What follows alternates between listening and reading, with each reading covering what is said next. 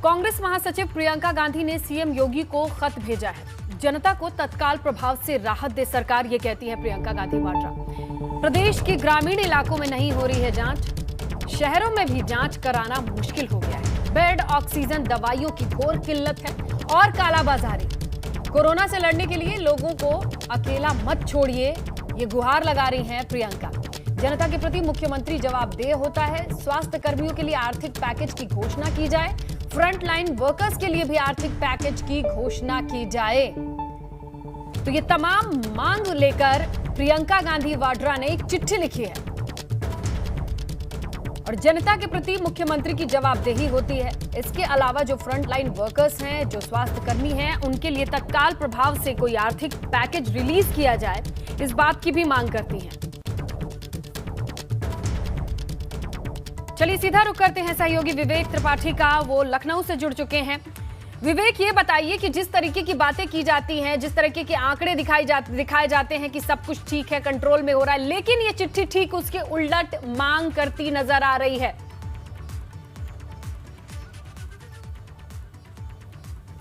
जी स्नेहलता, बिल्कुल सही कहा आपने। इससे पहले भी चिट्ठियां लिखी गई हैं सरकार को, और प्रियंका गांधी ने पहले भी पत्र लिखे हैं। केंद्रीय सरकार हो या प्रदेश सरकार हो, लगातार कोविड का जो संक्रमण फैल रहा है, कोरोना संक्रमण फैल रहा है, उसको लेकर वो लगातार सरकार को आगाह करती रही हैं। अब की बार जो उन्होंने चिट्ठी लिखी है उसमें सरकार को 10 सुझाव भी दिए हैं। उन्होंने कहा है कि जो संक्रमण की दर है वो तेज हो रही है, लेकिन जांच का दायरा बहुत सीमित है, जांचें कम हो रही हैं, और ग्रामीण क्षेत्रों में तो जांचों का कोई हिसाब ही नहीं है, वहां तो संक्रमण तेजी से फैल रहा है।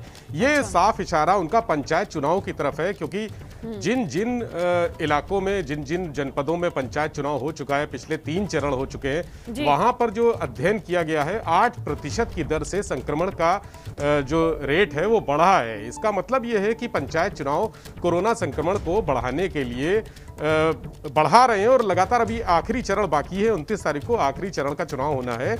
इसमें भी जिन जिन जनपदों में होना है वहां पर खतरा है संक्रमण का। प्रियंका गांधी ने साफ कहा है कि मुख्यमंत्री जी मानवता की लड़ाई में लोगों को संक्रमण से जूझने के लिए अकेला मत छोड़िए, भावी पीढ़ी आपको माफ नहीं करेगी। उन्होंने कहा है कि भावी पीढ़ी आपको माफ नहीं करेगी। सवाल उठाया है, तमाम ऐसे सवाल उठाए हैं।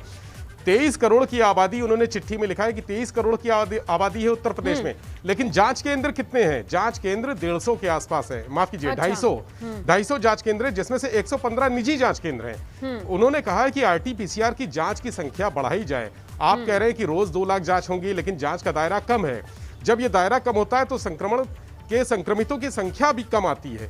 जिस तरह से हम देख रहे हैं कि आंकड़ेबाजी लगातार हो रही है, अफसर आंकड़े दिखाकर गुमराह कर रहे हैं, गुलाबी मौसम दिखाया जा रहा है, उस पर भी प्रियंका गांधी ने सवाल उठाया है।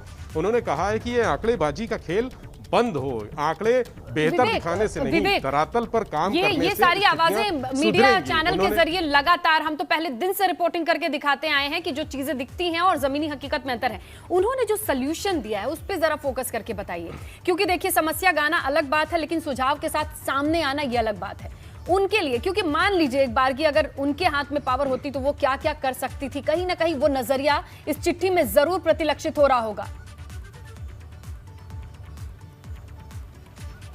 जी बिल्कुल स्नेहलता, उन्होंने आर्थिक पैकेज मांगा है, और सबसे ज्यादा फोकस उनका उन गरीब और कामगार और मजदूरों पर है जो लॉकडाउन की वजह से या जो नाइट कर्फ्यू है उसकी वजह से प्रभावित हो रहे हैं। उन्होंने कहा है कि इनके लिए एक विशेष पैकेज अलग से घोषित किया जाना चाहिए।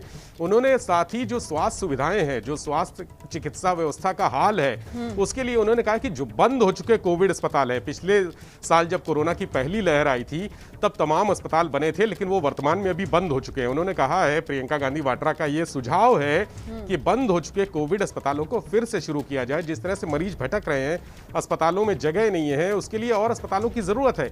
डॉक्टर्स की भी कमी हो गई है। आज ही सुबह एबीपी गंगा के दर्शकों को हमने बताया था कि किस तरह से केजीएमयू, लोक बंधु, बलरामपुर, लखनऊ की बात मैं कर रहा हूं, यहां पर जो बड़े अस्पताल हैं, सरकारी अस्पताल हैं और निजी अस्पताल हैं, वहां के डॉक्टर और पैरामेडिकल स्टाफ भी संक्रमित हो गया है।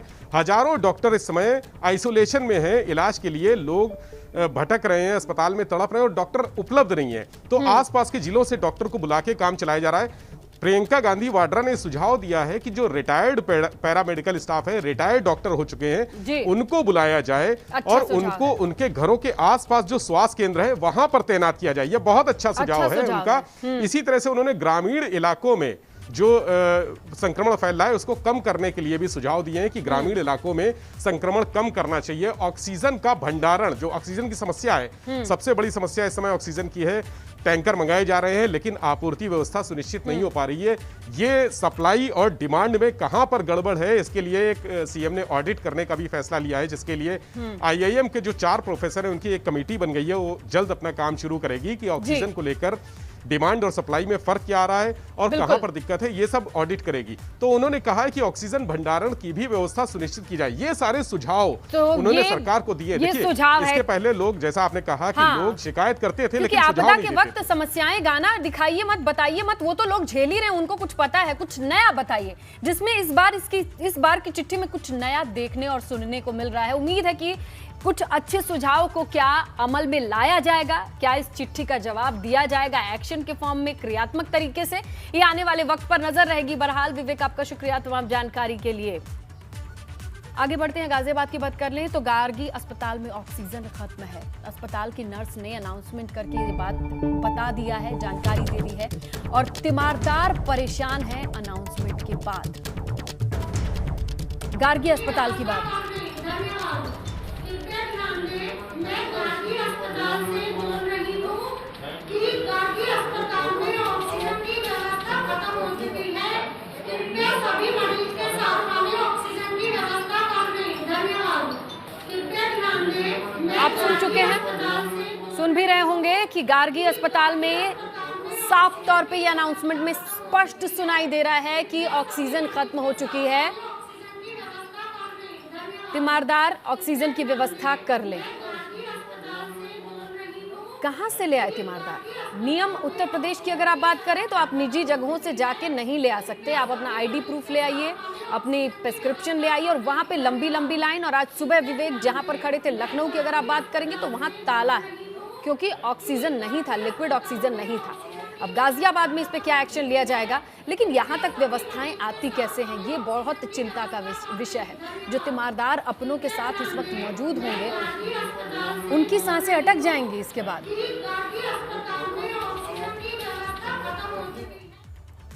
कोरोना संकट पर सुप्रीम कोर्ट में सुनवाई जारी है। केंद्र ने सुप्रीम कोर्ट में राष्ट्रीय नीति पर जवाब दाखिल किया है। सुप्रीम कोर्ट ने वैक्सीन के लिए अलग अलग दाम पर जब सवाल उठाए गए तो वैक्सीन की कीमतों पर केंद्र सरकार क्या कर रहा है ये सुप्रीम कोर्ट जानना चाहता है। संसाधनों का इस्तेमाल कैसे हो रहा है ये भी सुप्रीम कोर्ट जानना चाहता है।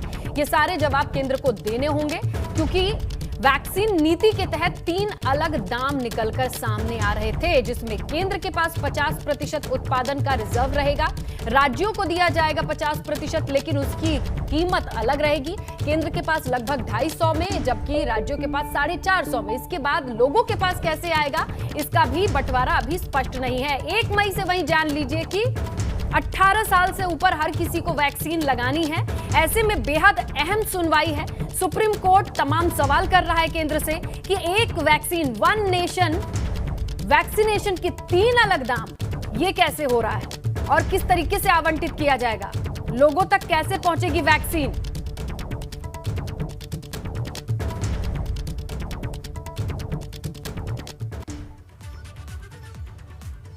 आगरा से बड़ी खबर है। ऑक्सीजन की किल्लत के बीच राहत वाली बात यह है कि मंगलवार को सुबह 10 टन ऑक्सीजन आगरा पहुंच गई है। 10 टन ऑक्सीजन फिरोजाबाद भेजी गई है। एसएनएस मेडिकल कॉलेज और निजी अस्पतालों को ऑक्सीजन मिली है। वाकई राहत की सांस प्रशासन के लिए और जिंदगी तमाम लोगों के लिए जिनकी सांसें सिर्फ ऑक्सीजन की सप्लाई पर टिकी हैं। आगरा से ये खबर है। एसएनएस मेडिकल कॉलेज और निजी अस्पताल हैं, वहां पर ऑक्सीजन भेजी गई है। आगरा से हमने लगातार तस्वीरें दिखाई जो हालात हैं, किस तरीके से ऑक्सीजन की किल्लत आगरा झेल रहा था। उम्मीद ये की जाती है कि कुछ वक्त के लिए ये ऑक्सीजन काफी होगी। प्रयागराज से बड़ी खबर है। नैनी जेल में 123 कैदियों को कोरोना हुआ। 1 जेलर, 2 डिप्टी जेलर, 12 वार्डर भी संक्रमित बताए जा रहे हैं। कैदियों को कोविड केयर सेंटर में रखा गया है। जेल में 120 बेड का कोविड सेंटर बनाया गया है। कोविड सेंटर में 2 हेल्थ वर्कर और डॉक्टर तैनात है, लेकिन सिर्फ 2 हेल्थ वर्कर और डॉक्टर की तैनाती 123 संक्रमितों के लिए कैसे काफी होगी, ये नहीं कहा जा सकता, लेकिन फिलहाल यही स्थिति है प्रयागराज का नैनी जेल। 2 हेल्थ वर्कर हैं यहां पर और डॉक्टर की तैनाती है। अलग कोविड केयर सेंटर जेल में ही बनाना पड़ा है।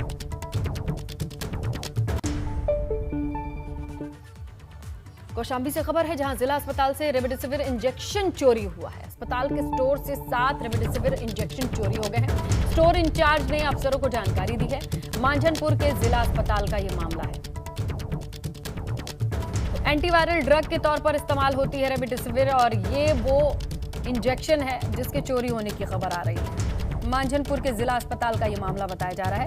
स्टोर के जो संचालक हैं, जिनके जिम्मे ये थी जिम्मेदारी स्टोर की, वहां से ये इंजेक्शन चोरी हो गए।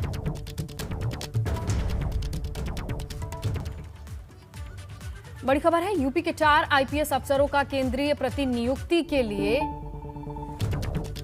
इंप्लॉयमेंट हुआ है और 2006 बैच के 4 आईपीएस अफसर हैं और केंद्र में डीआईजी रैंक के लिए धर्मेंद्र सिंह, मोहित गुप्ता, डॉक्टर मनोज कुमार और हैप्पी गुप्तन को केंद्रीय प्रतिनियुक्ति के लिए मंजूरी मिली है।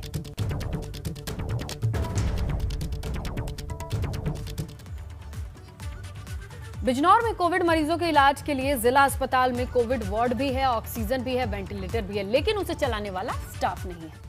हैरानी होती है सिस्टम पर, जहां सीएमओ विजय कुमार यादव ने वेंटिलेटर 50 लाख की कीमत से खरीदे, लेकिन 24 वेंटिलेटर धूल फांकते नजर आ रहे हैं। पिछले साल कोविड से बचाव के लिए वेंटिलेटर खरीद तो लिए गए, लेकिन कभी चले नहीं। ऐसा ही रहा बिजनौर का कोरोना पेशेंट की अगर बात करें, 3000 से ज्यादा कोरोना के मरीज हैं।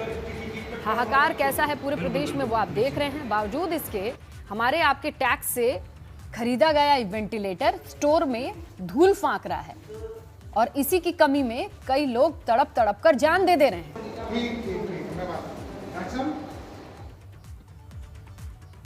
एक तरफ पूरे देश में कोरोना कहर बरपा रहा है, दूसरी तरफ प्रतापगढ़ में लोग जान से लगातार खिलवाड़ कर रहे हैं। प्रतापगढ़ के कुंडा कस्बे की सब्जी मंडी में जबरदस्त भीड़ है, बिना मास्क घूम रहे हैं। ये देखिए तस्वीरें। कहां रहते हैं ये लोग, कहां है इनके जनप्रतिनिधि, कौन सा प्रशासन है भाई। अब इसके बाद अस्पताल के बाहर लाइन लगेगी, परेशान होंगे, लेकिन यहां जो भीड़ दिखाई दे रही है उससे लगता नहीं कि कोविड के संक्रमण की इन्हें जानकारी भी है। अमरोहा के मंडी धनौरा तहसील के उप जिलाधिकारी मांगेराम चौहान द्वारा मास्क लगाने और उसके प्रेरित करने के लिए एक बेहतरीन स्कीम शुरू कर दी है, जिसका नाम रखा गया है टोका टाकी का मंत्र करेगा हमको कोरोना से स्वतंत्र। इस मंत्र के तहत एसडीएम धनौरा मांगेराम चौहान ने बताया कि जो लोग बिना मास्क के तहसील परिसर में आते हैं उन लोगों को हम सोचते हैं, रोकते हैं, और अगर उनके पास जुर्माना देने के पैसे की हैसियत नहीं है तो उन लोगों को हम 21 दिन तक अन्य लोगों से मास्क लगाने और कोविड-19 के पालन करने की अपील करते हैं। एक तरह की पेनल्टी है कि अगर आप फाइन नहीं दे रहे हैं तो कम से कम 21 लोगों को ये मैसेज उनको देना होगा कि मास्क जरूरी है।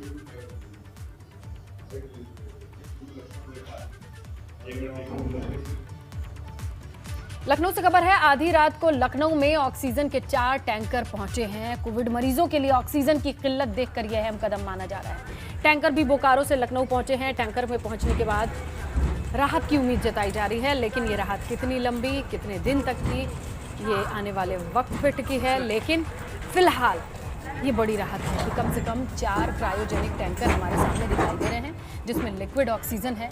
कईयों की जिंदगी इस पर टिकी है।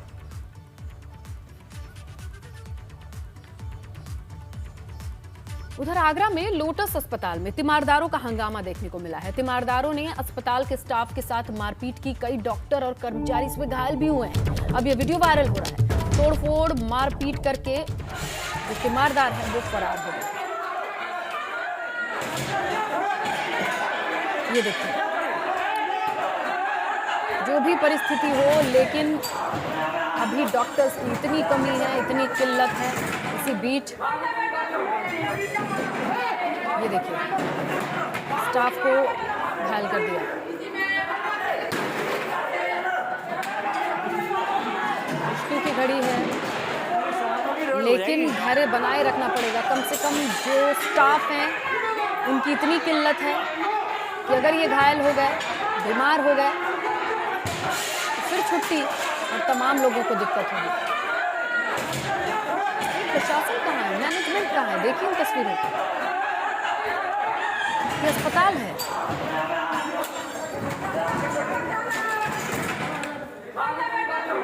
एक स्टाफ जमीन पर पड़ी है, उसे गहरी चोट आई है।